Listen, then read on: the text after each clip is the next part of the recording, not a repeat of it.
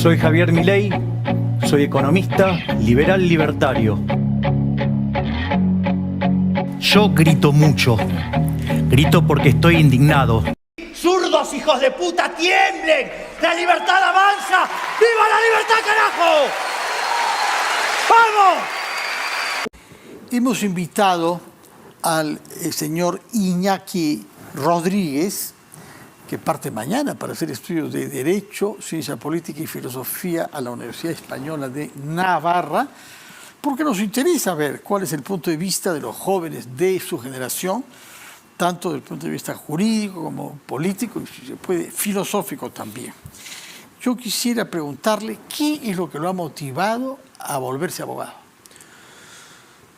Pregunta compleja. Muy resumidamente, diría que es que pienso que hay ciertos valores que, tristemente, en los sistemas penales, tanto como el nuestro como en el español, no están siendo apropiadamente defendidos. ¿Cuáles son esos valores? La libertad, por ejemplo.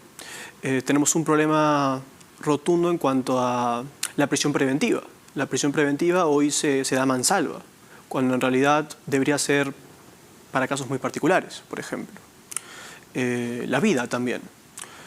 Hoy vemos una agenda que se esparce por todo el continente, tanto el nuestro como el europeo, en la que se promueve el aborto, por ejemplo. Pero eso hace muchas décadas. Hace 50 años se aprobó en un país tan cristiano como Estados Unidos. No es ninguna novedad, ¿no? Sí, pero la agenda se ha visto reforzada. Por ejemplo, en Estados Unidos, hace poco, derogaron el caso Roe. Sí, desde el año 73. Exactamente. 50 años, sí. Entonces la agenda está volviendo en Estados Unidos. Los estados están defendiendo particularmente sí. ese... Pero no tiene que ver con una convicción, sino con un derecho a la libertad. Justamente usted hablaba sobre libertad.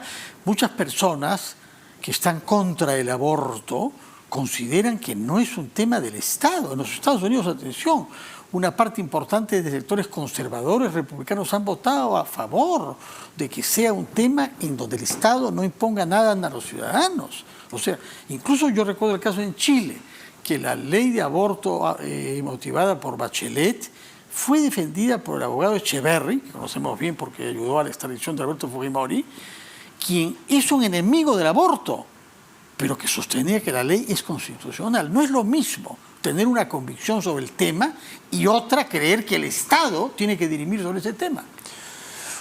Bueno, don Fernando, yo tengo que discrepar. ¿En qué? Porque comenzó hablando sobre libertad y ahora habla sobre qué. Sobre el derecho a la vida. De acuerdo.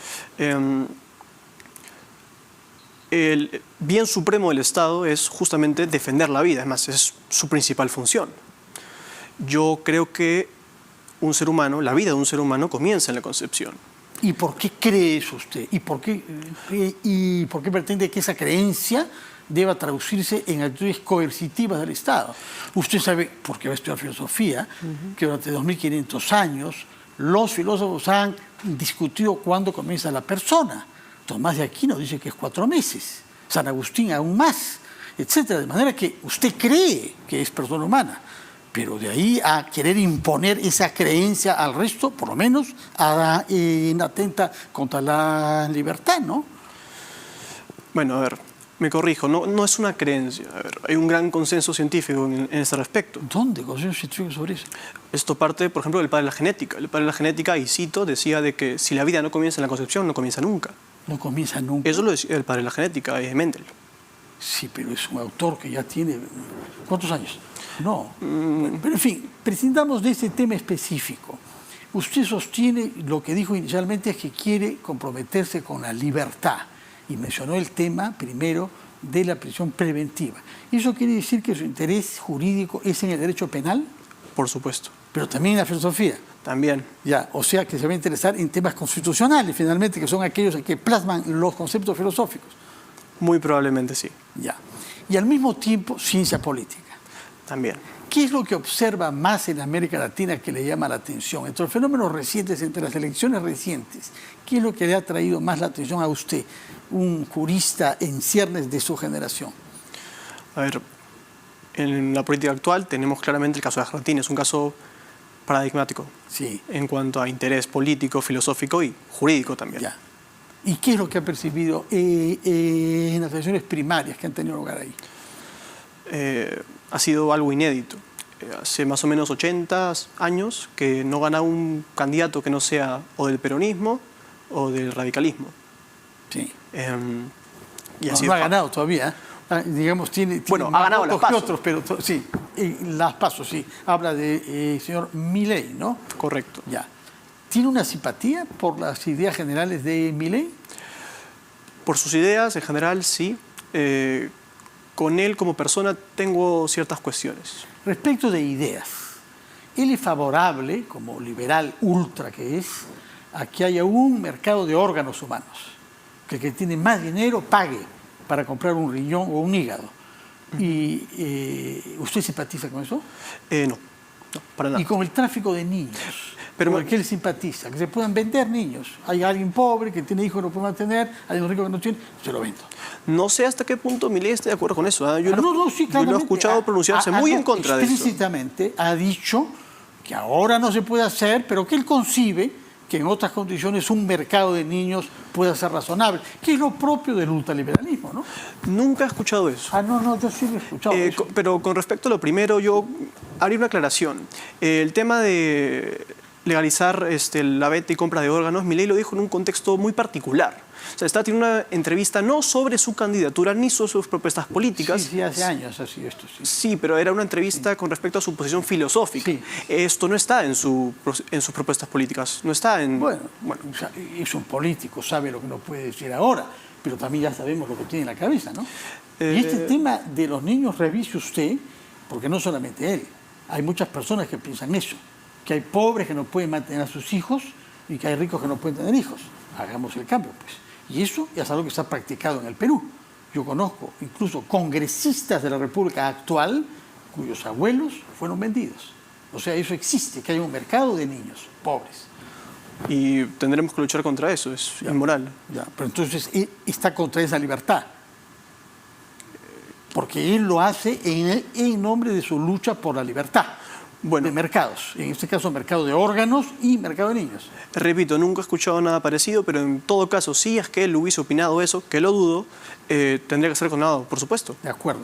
Ahora, ¿por qué es que cree usted, qué reflejos han llevado a que Argentina cometa los mismos errores siempre y nos hallamos con un país rico que tiene muchos más pobres que el Perú y que tiene mucho más desempleo que el Perú, que tiene una inflación galopante y una deuda externa insostenible? ¿Cómo se ha llegado a eso? Pregunta muy compleja, pero trataré de dar ciertos aspectos generales.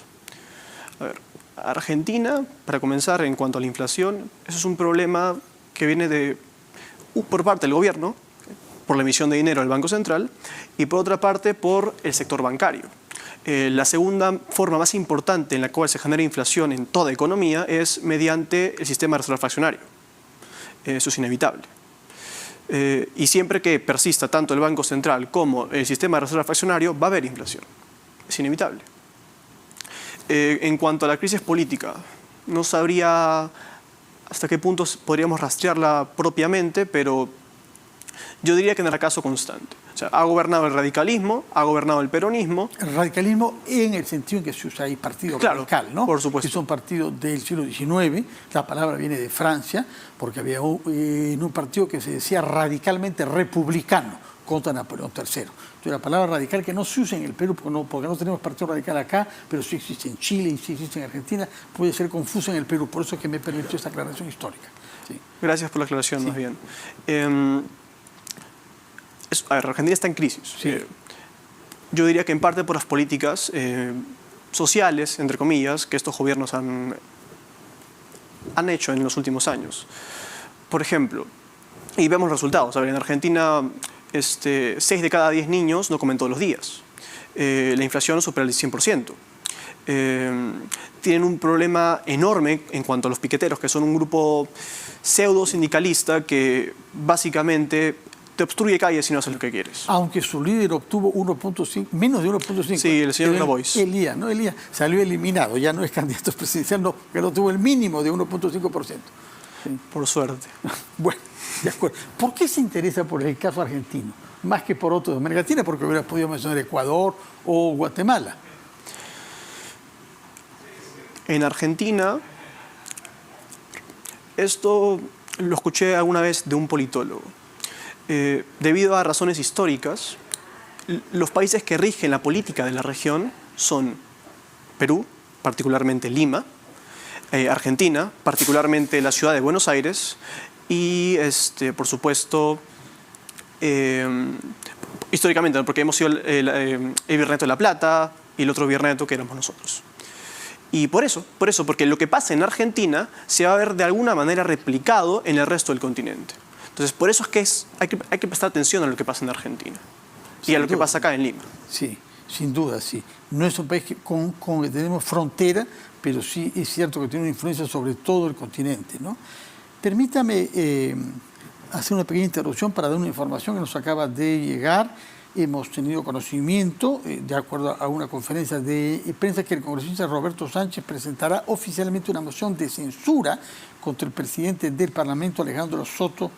Para presentar esta moción se necesitan 20 firmas de los congresistas, es decir, 15% de los parlamentarios. Ya lo había anunciado, pero parece que ya tiene ese número de firmas. ¿A usted le parece que es razonable hacer una moción de censura contra el presidente Soto, a la luz de las denuncias que hay? Me remito a no opinar, no estoy muy informado al respecto. De acuerdo. Entonces, regresemos al tema argentino.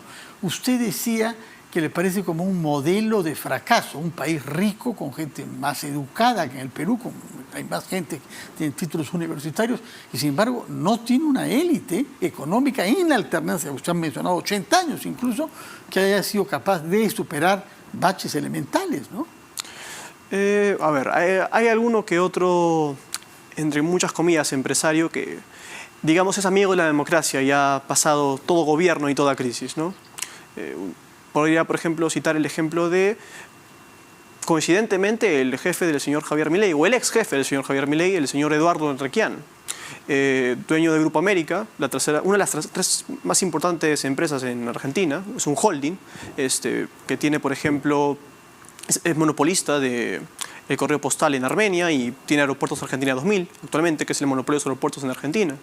Él sobrevive a todo gobierno, sin duda. Sí. Bueno, supongo que si Milei ganara, ya no. Pero en todo caso, una última pregunta, si me permite algo un poco personal. ¿Por qué escogí estudiar Derecho en el extranjero y no en el Perú? Porque es un tema que se presenta mucho en su generación, ¿no? Es caro ahora acá estudiar, a veces menos caro en Europa, luego hay muchas incertidumbres, y toda una generación de jóvenes un poco desalentados de vivir y de estudiar acá. En su caso, ¿por qué es que ha optado por estudiar en España? Yo reformularía la pregunta. Yo no he optado por estudiar en España, yo he optado por estudiar en la Universidad de Navarra. ¿Por qué allí? Porque el derecho lo plantean desde una perspectiva histórica y desde una perspectiva moral. ¿En qué sentido? Acá uno no ve lo que hay detrás del derecho, los fundamentos morales detrás del derecho. Tampoco ve la historia que hay del derecho. Es un apartado mínimo, 1 a 3 clases en los primeros siglos. Yo he estado en la Pacífico un siglo y era así.